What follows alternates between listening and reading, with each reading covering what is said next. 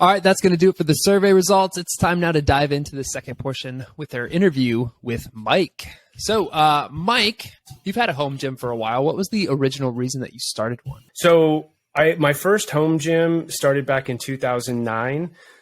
And that was when I kind of started my journey to kind of fitness and eventually losing about 100 pounds, working out in like a small apartment bedroom, using like at-home DVD instructor-led workout programs like P90X and Insanity and those ones. I was too embarrassed to take myself to a gym and not know what I was doing or be like the fat guy trying to lose weight on the treadmill. That was me, but figured it out, started assembling like dumbbells and like one of those like door frame pull-up bars and that, you know, that continued to build over time. So that was when I originally started being a home gym guy. Was back in 2009 with some basic equipment, jumping around in a tiny 10 by 10 apartment bedroom.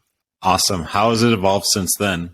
So kind of taking it back a little bit to, you know, where it was in 2009. I remember, so like I even picked up like, cause I was just trying to assemble whatever I could as I started to get stronger and kind of, you know, need to up the weight, but I was young and resources were limited. So I took on a part-time job at like Dick's Sporting Goods just to get the discount. I think I'd work like 4 to 6 hours a week just to get the discount so I could buy more dumbbells. And I think I probably paid them for the job there basically. But that grew over time. Like I eventually like a 1-inch straight bar and like a 1-inch curl bar off of Amazon, you know, like crap. And then bought like some used 1-inch pig iron from somebody locally here in Seattle. And then picked up like a Marcy bench from Amazon, which when I was still single and I was actually dating my now wife, like my bench doubled as my coffee table, right? Because I'm like conserving space. So when I wasn't using it to lift, I'd lay it down flat and it was literally the coffee table in front of my couch. And so I amassed like, you know, 350-ish pounds of like pig iron and had dumbbells from like 5 to 35 and just like those hex iron. And then like I picked up a pair of 1090 Bowflex dumbbells to get me heavier there. But that was when I was still kind of like only in the, you know, inside, like I was doing like the DVD led type of stuff and started to kind of get an itch to try out powerlifting and joined a commercial gym for a handful of years. That gym closed in 2019 or 2020, right? As they all did. And that's when I started to build out like my current space, which is, you know, power rack and not just hundreds of pounds of iron, thousands of pounds and ridiculous amounts of barbells. And, you know, I've got the bug now for sure. Yeah, we know what that's about. Yeah. So when did you actually start creating home gym content? That's a good question. Even back in, you know, 2009, when I was doing those workouts in my apartment, I would share stuff, you know, to Facebook at the time. And then when Instagram came out around like 2011, 2012, I would share content there, you know, like foods I was eating and, you know, recipes I was trying out as I was kind of, you know, just trying to like encourage friends and people that I knew with my own weight loss story and stuff. And just because it was like part of my life. And then I became, you know, I got married, I became a husband and then became a father. And, you know, if you look at my personal Instagram, like it's just kind of like dad content, right? Just like happy family man type of stuff. But then, you know, when I started building stuff out here in 2020, I thought, I want to create like a separate Instagram account, you know, and just kind of keep it separate. I'm not going to market it or share it on my private account. I'm just going to kind of have it there and see what happens. And I'll just start, maybe it'll be a training log. Maybe it'll just be whatever. I have no idea. And I think my first post was in like August of 2020 on the Nice Like Mike account that I currently run now. Cool. So what have been some of your favorite moments since starting that Instagram account? I've had some really great moments. I've been so humbled by just the response and some of the traction that I've gotten.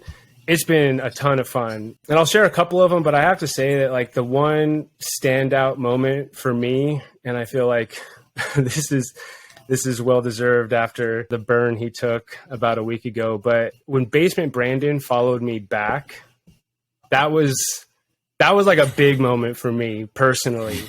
I was working. It was like the middle of my day, you know, bored, check Instagram, and I see Basement Brandon has followed you. And I I like flipped out excited. I screenshot it and sent it to one of my old gym bros and was just like, dude, because him and I used to talk about Brandon all the time. And for context, like I had been following Brandon since like 2012, 2013 ish, when he was still like Campbell Fitness or something like that. I think like one of my early deadlift PRs, like on that pig iron 1-inch barbell, like I didn't even know how to deadlift. I didn't know I shouldn't be deadlifting off of like those 25s I had on there. Is probably why I like eventually herniated a disc in my back, but like tagged him on it and everything. And so I've been like low-key trying to get his attention for a long time. So it was just really cool for me. When I started the account, it was like with like a tiny fraction of hope, like that maybe I'd get the attention of some of the people who have like inspired me for so long, or who have like had significant influence in my own fitness journey or my own home gym journey. So like that was just like a really cool moment for me. Shout out to Basement Brandon, formerly Campbell Fitness. I appreciate that follow. But there have been a ton of those moments, man. Like awesome. When Garage Gym Experiment, shared out one of my posts. Similar excitement, man. Like just like over the moon, incredibly rewarding, when something like that happens and you see like the comments and the followers kind of start to trickle in. Getting invited on my first podcast. Gosh, man, like so humbled and so excited. Winning the surplus strength UPS in the spring garage gym competition. I was just so pumped. So there's been a lot of really, really cool moments, and just having like a space to kind of like be creative and do something that I'm like genuinely passionate about, working out, home gym, creating video content. I love this stuff, man. So to be getting some positive feedback, getting a little bit of traction has made for a really great couple of years for me. Yeah, that's awesome. Let's talk about your space a little bit. Cool. Out in the garage, what has been your best purchase for your home gym? Best purchase has got to be the Rogue RM3. That was a late-ish purchase for me. I started the home gym in April of 2020. Didn't get the rack until June of 2021. Prior to that, I was using the DIY squat rack that I created, and that got the job done. But getting the RM3 in my space just opened up so many different possibilities. And I was holding out for a long time because I think in my head I needed to have like a 43-inch depth rack, right? So like I thought, and I'm limited on space, and my rack is like right in the walkway that takes you in and out of the house. So I thought like, no, if I put a 43-inch rack here, it's not going to make any sense. Shout out again to Basement Brandon. He posted like some YouTube video on why a 30-inch rack works for him and how squatting in the 30-inch rack gets the job done. And that got me thinking. And I thought, came out here with the ruler, started running some numbers. I thought, I think I can make this work. So that's been, easily the best purchase I've made for my space. Yeah, I'd agree. 30 inches is plenty. But how about the biggest mistake you've made? I think there were a handful of mistakes early on, in the big equipment grab of, 2020. I was trying to participate in Reddit or our home gym and the home gym Discord and learning as quickly as I could. But I was coming off of like 5 years at a commercial gym, like a powerlifting gym, right? And so they had Texas Power Bars and Ivanko OM. So I was using better equipment than I actually realized I was using. But then when like purchasing for myself, I was looking for price point more than anything. I made some early mistakes like buying, the Rep double-sided irons. I didn't even know they were double-sided, but when they showed up, I thought, these aren't what I was looking for. They were dealing with some QC stuff at the time. And mine didn't show up in too bad a shape, but it just created additional work for me than having to flip those. And then I wound up going with the York milled, I think they're called the Legacy plates. And even that was a nightmare because they were dealing with some significant quality issues and a lot of back and forth with their customer support. So it was just like those kinds of mistakes, like not knowing what I was really trying to buy and just kind of having to learn by getting it in the space and realizing like, no, this isn't really what I was going for. Of course, I'd spent 5 years using Ivanko and Texas Power Bars and nice equipment. So I kind of had to learn the hard way. Thankfully, though, it wasn't too hard to flip stuff the last, couple of years, especially in 2020. That stuff went pretty fast. Any good or bad customer service experiences you could share? So I've purchased a significant amount of equipment from Rep and Rep Fitness has really always knocked it out of the park in terms of like customer support. A couple of things that they did that was really cool. I mean, in peak 2020, when equipment was really, really short, they were looking for people who were trying to resell equipment, right? So like if, hypothetically, I don't know, this is just what I heard, that if somebody had like bought like, I don't know, 4 or 5 benches of the same bench, right? Like they would cancel the order because they would like think that you were trying to resell the equipment. But what I was doing was in order to try and like save some money, I was like partnering with like 3 or 4 other guys that I knew who were also trying to buy gym equipment. They weren't as available to their computers to be able to catch the equipment drops like I was. So when I'd place an order, I'd place a big order for multiple sets of dumbbells, multiple benches. And so like I proactively reached out to Rep and was like, hey, this is my account. I'm going to be buying for like 3 or 4 guys. Is that going to be cool? And they're like, yeah, absolutely. Just reference this email if anything ever happens. So that was a really cool customer service experience. I also got caught up in the chalky dumbbells of like 2020 when they were shipping some terrible looking fully knurled dumbbells that arrived out of the box, like looking all white. Kyle over at Kaizen recently posted about some of those that he found and kind of figured out how to restore. And that was another one where I had bought like 3 sets of 5 to 100 dumbbells and they all showed up like that. And they gave me a very, very generous credit. And, I just distributed that to my buddies who all got the dumbbells and we were happy. Like, okay, that's fine. Like that makes them even more affordable.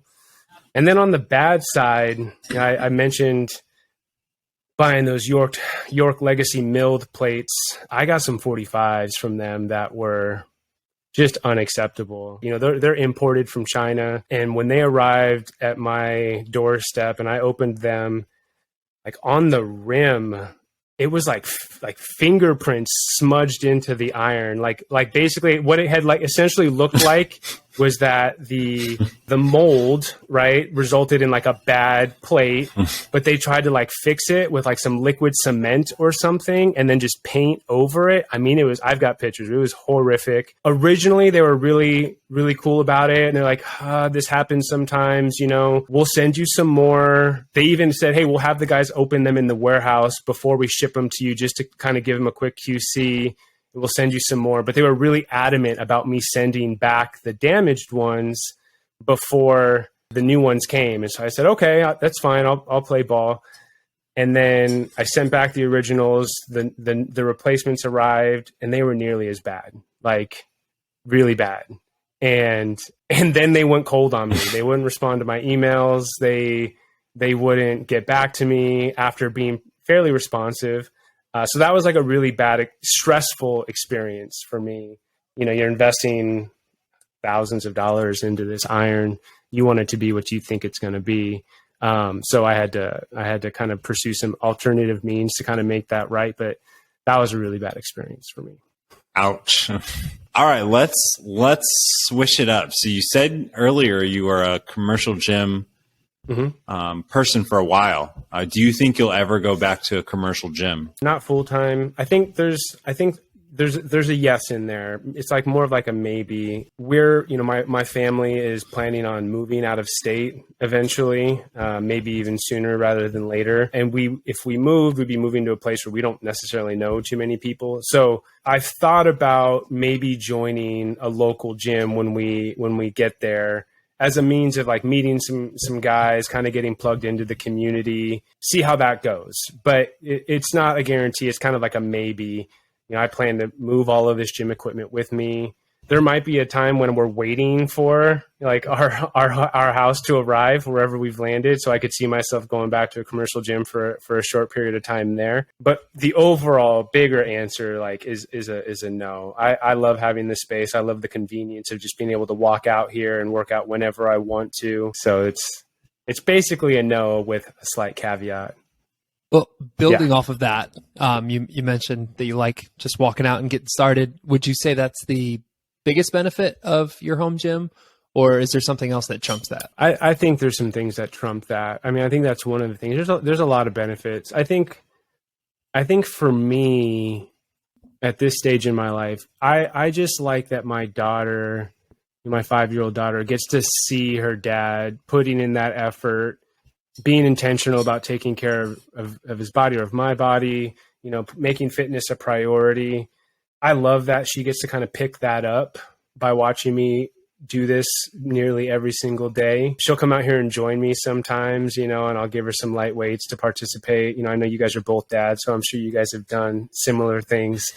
And then on top of that, because I've kind of got like this DIY niche, she gets to see me do that too, right? She gets to see her dad pick up tools and create things. And she's 5 years old and I already see her kind of picking up on that. She built some cool cat toy today we've just got a kitten. That's why I said gym cats. Although I got nothing against gym dogs, just in our season of life, we've got a cat.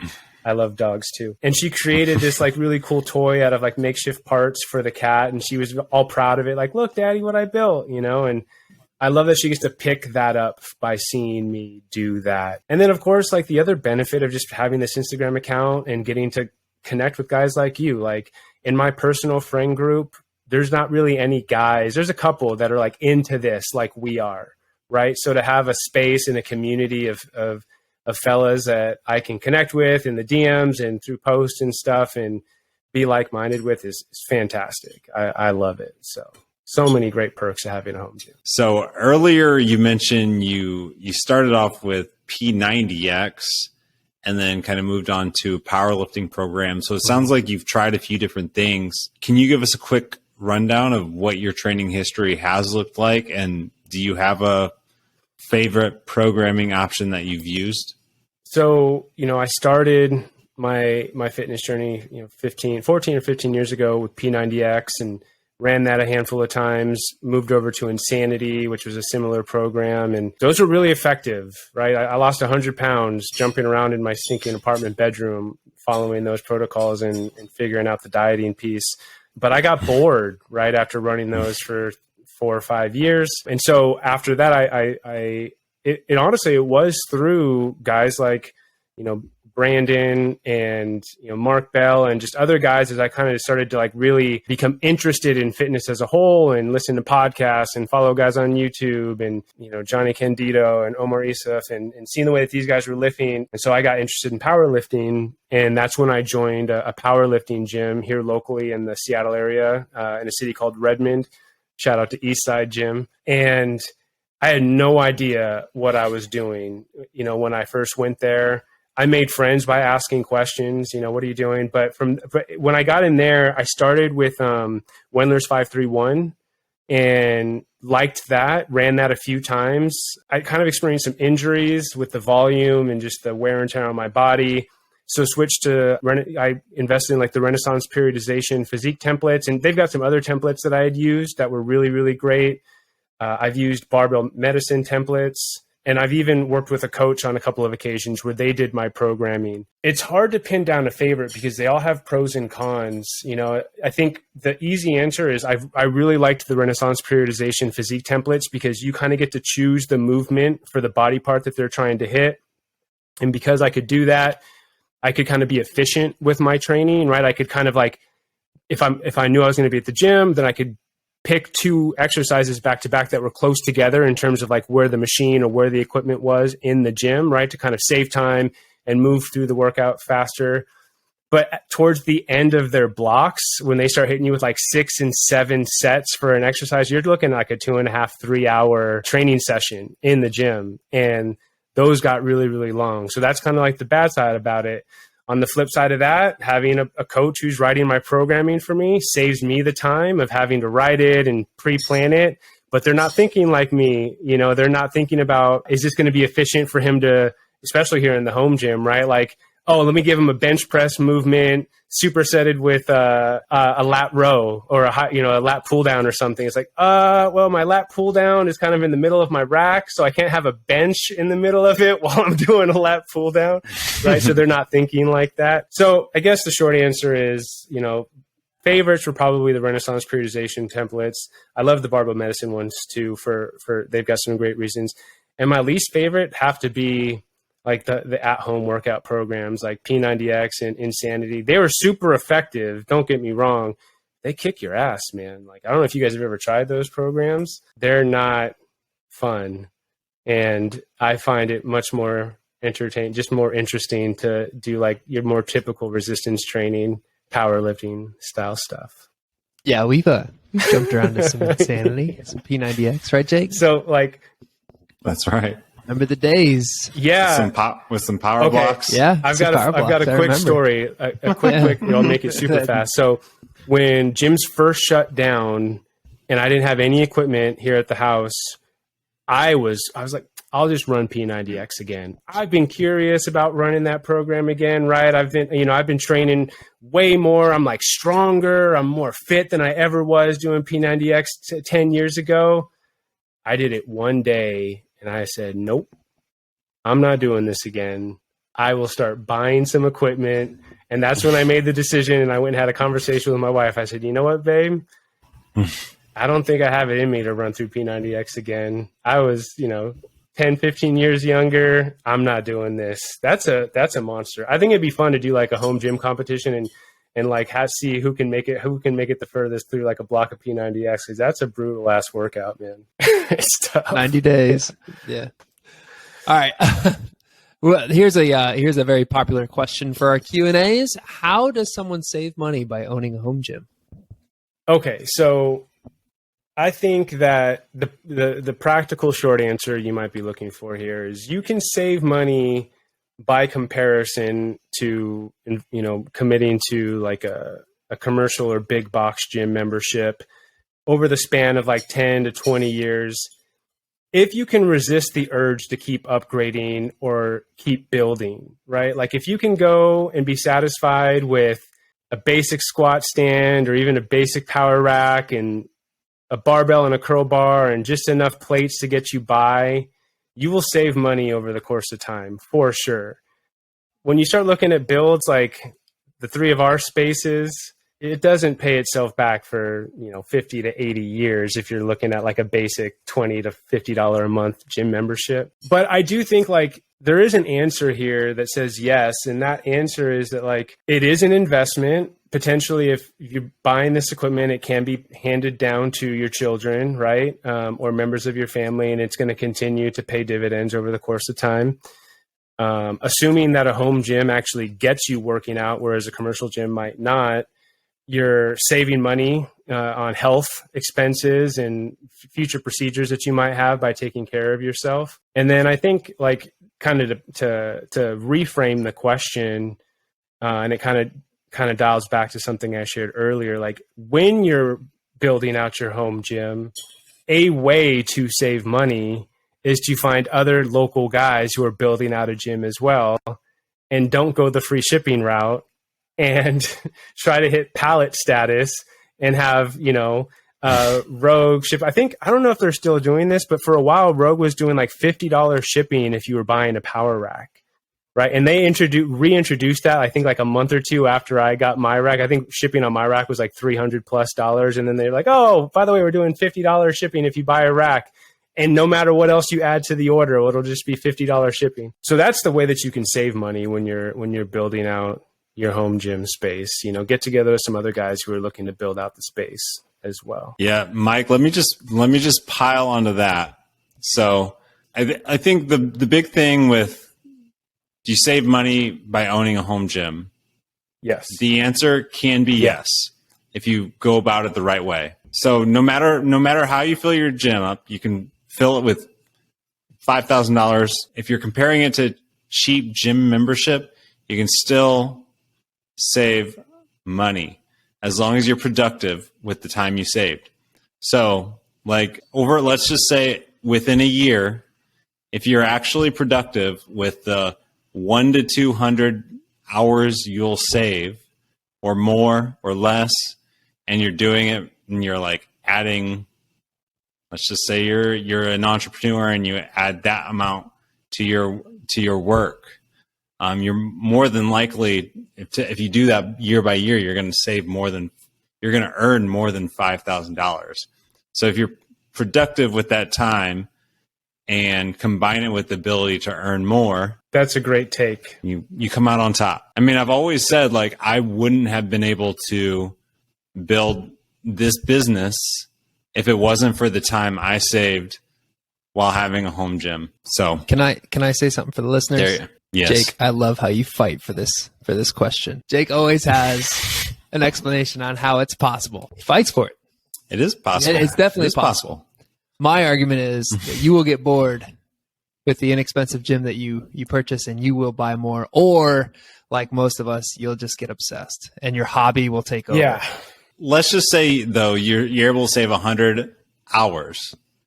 Let's just say you can find a way to make $20 during that.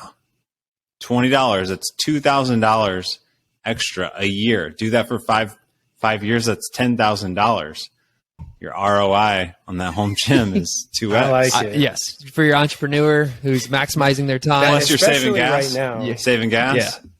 Jake, you fight for this question. I like it. I'm going to join you in this fight, Jake. I obviously started off my answer a little bit more practically, but I agree, man. I think that like you have to remove like even if you just kind of have to remove dollar for me, right? It's such a personal question. And I think, for me, you kind of have to remove dollar bills from the equation. I think that my wife said this recently. Like I asked like a question on in my stories, like how has having a home gym, had a positive impact on you? And my wife got playful and like submitted an answer to it. And she said, it's made my husband really, really happy.